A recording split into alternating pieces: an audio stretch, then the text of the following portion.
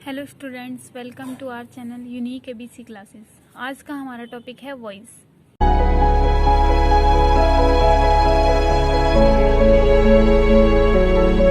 क्या होता है जिसे हम बोलते हैं या जो हमारी आवाज़ है। नॉर्मली लैंग्वेज में हम समझने के लिए आवाज़ या जो भी हम बोलते हैं वो वॉइस में आता है या उसे हम वॉइस कहते हैं। लेकिन वॉइस को हम हिंदी में क्या कहेंगे? वाच्य। वॉइस को हिंदी में वाच्य कहा जाता है। अब ये हमारे दो प्रकार के होते हैं। वॉइस हमारे टू टाइप होते हैं। कौन कौन से? फर्स्ट होता है एक्टिव एंड सेकंड होता है पैसिव।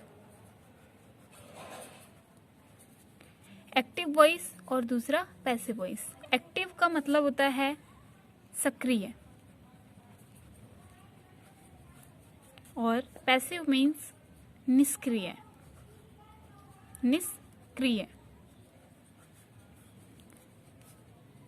हम नॉर्मली लैंग्वेज में ये ले सकते हैं कि आम भाषा में एक्टिव का मतलब चुस्त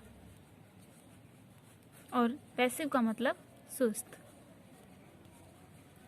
अब हमें कैसे पता चलेगा कि कोई सेंटेंस है वो एक्टिव वॉइस का है या पैसिव वॉइस का है, या कोई भी वाक्य है बोला गया है वो एक्टिव वॉइस का है या पैसिव वॉइस का है? जिस वाक्य में जो हमारा सब्जेक्ट है, जिस वाक्य में सब्जेक्ट वर्ब का डूअर होता है यानी कि क्रिया को करने वाला होता है, वो सेंटेंस एक्टिव वॉइस का कहलाता है। और जिस सेंटेंस में सब्जेक्ट पैसिव रहता है वो पैसिव का सेंटेंस कहलाता है।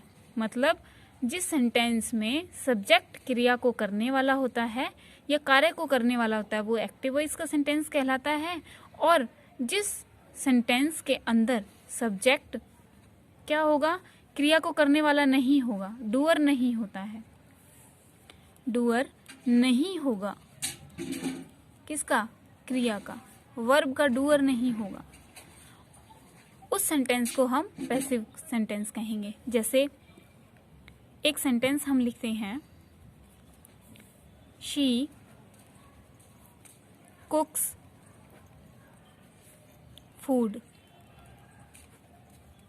वह भोजन पकाती है।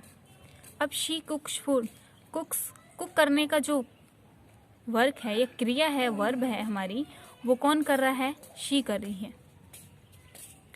इसीलिए इसके अंदर जो हमारा सब्जेक्ट है वो क्या है?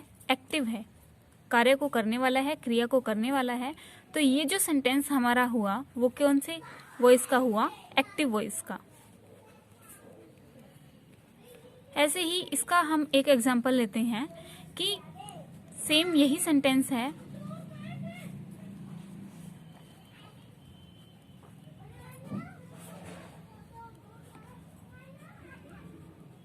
फूड इज कुक्ड बाय हर। अब इसमें हमारा जो सब्जेक्ट है वो क्या है? फूड है, लेकिन जो ये क्रिया है वो इसके द्वारा नहीं की जा रही है। कुक करने की जो क्रिया है वो फूड के द्वारा नहीं की जा रही है, किसी और के द्वारा की गई है या ऑब्जेक्ट के द्वारा की गई है।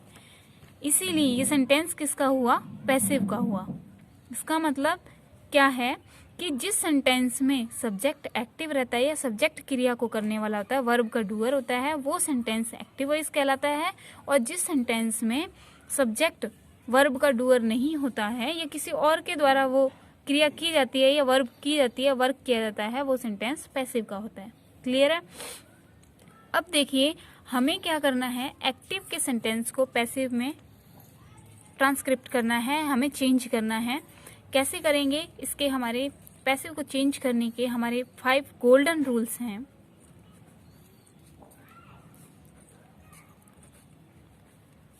किसके? चेंज करने के, पैसिव इनटू एक्टिव को पैसिव में चेंज करने के। तो जो हमारा फर्स्ट रूल है वो है कि सबसे पहले हम क्या करेंगे, इसे हम शॉर्टकट में AV एक्टिव वॉइस को और पैसिव वॉइस को शॉर्टकट में हम PV बोल सकते हैं समझने के लिए। तो हम क्या करेंगे, सबसे पहले जो पैसिव वॉइस का एक्टिव वॉइस का एक्टिव वॉइस हमने शॉर्टकट में लिखा AV। एक्टिव वॉइस का जो ऑब्जेक्ट होगा, एक्टिव वॉइस का ऑब्जेक्ट को हम क्या करेंगे, सब्जेक्ट बनाएंगे, सेकंड जो रूल है हमारा वो है, हम दिए गए टेंस के अकॉर्डिंग, किसके अकॉर्डिंग, टेंस के अकॉर्डिंग, जो हमारे पास टेंस होगा उसके अकॉर्डिंग, टेंस के अकॉर्डिंग हमें हेल्पिंग वर्ब लगानी है। किसका यूज करना है, हेल्पिंग वर्ब का। उसके बाद थर्ड रूल हमारा है कि वर्ब की हमें हमेशा कौन सी फॉर्म लगानी है, थर्ड फॉर्म का यूज करना है। जब हम वर्ब का यूज करेंगे तो वर्ब की हमें हमेशा कौन सी फॉर्म लगानी है, थर्ड फॉर्म लगानी है। फोर्थ जो हमारा रूल है वो ये है कि हम ऑब्जेक्ट लगाने से पहले, वर्ब के बाद ऑब्जेक्ट लिखेंगे हम, या जो भी वाक्य हमारा बचेगा उससे लिखेंगे, तो ऑब्जेक्ट के पहले हमें क्या लगाना है, बाय का यूज करना है, पहले बाय का यूज करना है। और लास्ट हमारा जो रूल है, हम क्या करेंगे, जो हमारा एक्टिव वॉइस का AV यानी कि एक्टिव वॉइस का जो सब्जेक्ट है उसे हम क्या करेंगे, ऑब्जेक्ट बना देंगे, फर्स्ट से देखिए, एक्टिव वॉइस का जो ऑब्जेक्ट होगा उसे हम पैसिव वॉइस का सब्जेक्ट बनाएंगे। फिर उसके बाद जो भी हमारा टेंस दिया होगा, टेंस हमें चेंज नहीं करना है, जो भी टेंस दिया है उसी के अकॉर्डिंग हमें हेल्पिंग वर्ब लगानी है। उसके बाद वर्ब की थर्ड फॉर्म का यूज करना है, और फिर हमें ऑब्जेक्ट लगाने से पहले बाय का यूज करना है, और लास्ट में हमें जो एक्टिव वॉइस का जो सब्जेक्ट होगा उसका हमें ऑब्जेक्ट बनाना है। ये हमारे 5 रूल्स हैं जिनकर बेस पर हम अलग अलग सेंटेंसेस को एक्टिव वॉइस से पैसिव वॉइस में चेंज करेंगे।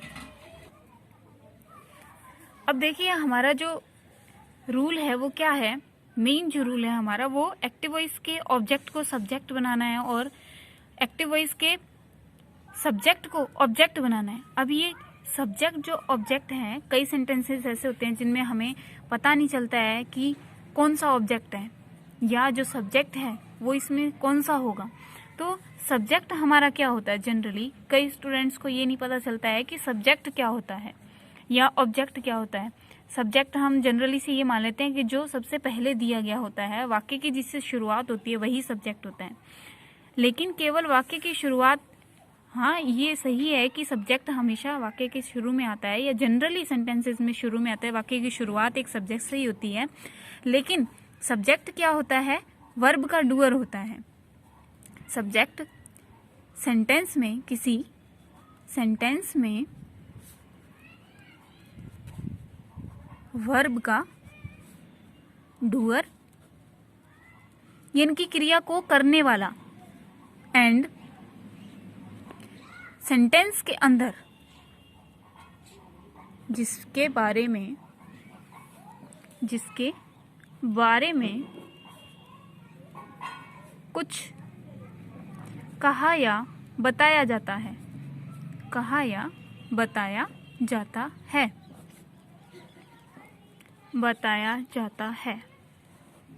वो सब्जेक्ट होता है।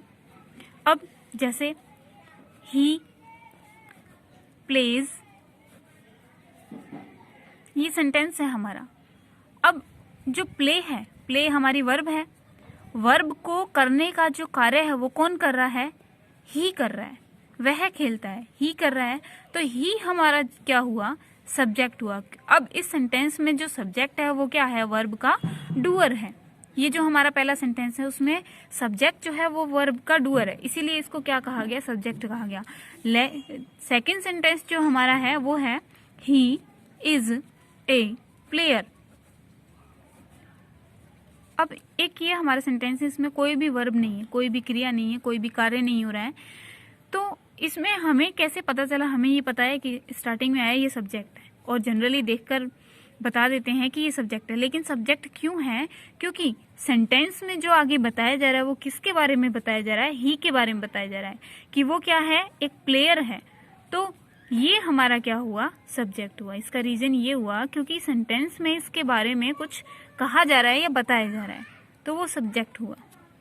अब हमारा दूसरा होता है कि अब सब्जेक्ट तो हो गया कि वर्ब का डूअर होगा या जिसके बारे में कुछ बताया जाएगा वो सब्जेक्ट होगा। लेकिन ऑब्जेक्ट क्या होगा? ऑब्जेक्ट जनरली हमारा है ऑब्जेक्ट। ऑब्जेक्ट है। अब ऑब्जेक्ट क्या कहते हैं कि वर्ब के बाद जो भी आएगा वो क्या बन जाएगा, ऑब्जेक्ट बन जाएगा। लेकिन ऐसा नहीं है, क्योंकि कुछ ऐसे सेंटेंस होते हैं जिनमें एक्स्ट्रा वर्ड्स होते हैं या एडजेक्ट होते हैं और भी वर्ड्स होते हैं। एक सेंटेंस के अंदर केवल सब्जेक्ट, वर्ब और ऑब्जेक्ट ही नहीं होता कि वर्ब के तुरंत बाद जो आएगा वो ऑब्जेक्ट बन जाएगा। नहीं, वो ऑब्जेक्ट नहीं होता है। ऑब्जेक्ट क्या होगा? सेंटेंस में जो भी वाक्य हमारा दिया गया है, किसी भी सेंटेंस में ऐसा शब्द, सेंटेंस में ऐसा शब्द या जो शब्द हमें वट, एक वर्ड है वट और एक वर्ड है whom। वट और whom का आंसर देगा, का आंसर देगा, वो ऑब्जेक्ट कहलाएगा। किसी सेंटेंस में वह शब्द जो हमें वट का या whom का आंसर देगा वो क्या कहलाएगा, ऑब्जेक्ट कहलाएगा। वट का जिसे हम हिंदी में क्या कहते हैं, क्या, और whom हिंदी में किसे। अब जैसे हमारा एक सेंटेंस है, जैसे ही प्लेज फुटबॉल, फुटबॉल, ये सेंटेंस है हमारा। तो अब इसके अंदर जो वर्ग, हमें कैसे पता चलेगा कि ऑब्जेक्ट क्या है? He plays football. क्वेश्चन हम इससे करके देखेंगे।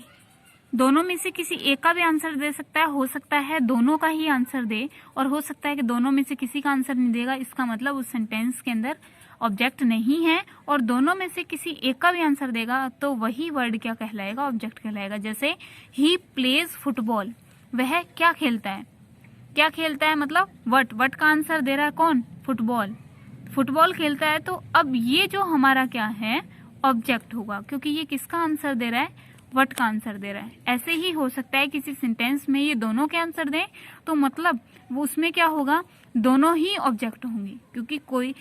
क्योंकि कई वर्ब ऐसी हैं हमारी जो क्या रखती हैं, डबल ऑब्जेक्ट रखती हैं अपने साथ, उन्हें डाइट्रांजिटिव वर्ब कहा जाता है।